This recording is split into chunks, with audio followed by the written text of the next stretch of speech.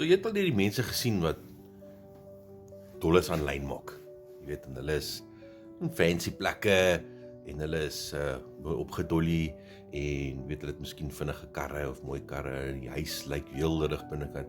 Dan dink jy soos, okay, ek moet so wees voordat ek hierdie kan doen. Nee, dis nie waar nie. Jy moet net jouself wees.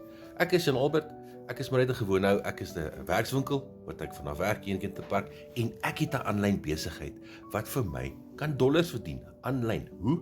Deur 'n legacy builder program wat vir jou verduidelik hoe om dit stap vir stap reg te kry in so min as 2 ure 'n dag. En 'n normale ou soos ek sal dollars aanlyn kan maak. So jy het geen rede om dit nie te probeer nie. Dit is 'n lae risiko besigheid. Jy kan nie weer jou geld verloor nie. Niemand kan jou geld weggooi soos met trading waar dit net verdwyn oornag nie. Nee, dis jou eie besigheid. Jy is die baas en jy is in beheer van hom. So as jy wil weet hoe jy dollars aanlyn gaan verdien hier in Suid-Afrika, gee vir my ja in die comments, dan wys ek vir jou hoe gaan jy dit regkry. Cheers.